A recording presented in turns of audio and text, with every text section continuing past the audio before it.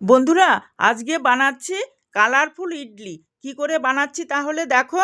গত রাতে 1 কাপ চাল, আতপ চাল, 1/2 কাপ বিউলির ডাল আর 1/2 চামচ মেথি দিয়ে আমি ভিজিয়ে রেখেছি। তারপরে সকালে সেটাকে ভালো করে জল ঝরিয়ে নিয়ে মিক্সিতে ব্লেন্ড করে নিয়েছি।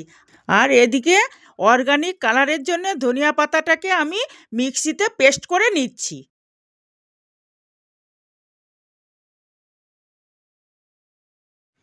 ধনিয়া পাতার পেস্টটা ইডলি ব্যাটারের মধ্যে দিয়ে ভালো করে পেস্ট করে নিচ্ছি। এবার দুটো বাটিতে আমি অয়েল ব্রাশ করে নিচ্ছি। আমার ইডলি স্ট্যান্ড আছে, কিন্তু আমি ইডলি স্ট্যান্ড ইউজ করছি না। যাদের ইডলি স্ট্যান্ড নেই তাদের জন্যে আমি এইভাবে দেখাচ্ছি, তারা এইভাবে করে নিতে পারবে।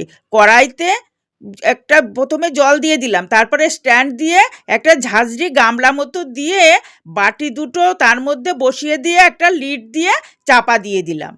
এবার ধনিয়া পাতা দিয়ে চাটনিটা করব। তার জন্যে ধনিয়া পাতা, টক দই, দুটো টমেটো, 2 কোয়া রসুন এবং দুটো কাঁচা লঙ্কা দিয়ে আমি ভালো করে পেস্ট করে নিলাম। এবার তড়কা প্যানে 1 চামচ সর্ষের তেল গরম করে ওর মধ্যে 1 চামচ সর্ষে, কালো সর্ষে গোটা, তারপর কারি পাতা ও একটা শুকনো লঙ্কা ফোড়ন দিয়ে আমি নিয়ে নিলাম। এবারে পেস্ট করা চাটনির মধ্যে আমি ফোড়নটা ঢেলে দিলাম। তাহলে রেডি হয়ে গেল ইডলির চাটনি। এবার দেখতেই পাচ্ছ ইডলিগুলো হয়ে গেছে। আমি এবার গরম গরম নামিয়ে নিয়ে সার্ভ করে দেব। এবারে প্লেটে সার্ভ করছি ইডলি উইথ চাটনি। তাহলে আজকের মতন এই পর্যন্তই। আবার অন্য দিন অন্য নতুন কোনো ভিডিও নিয়ে দেখা করব। টাটা, ভালো থেকো।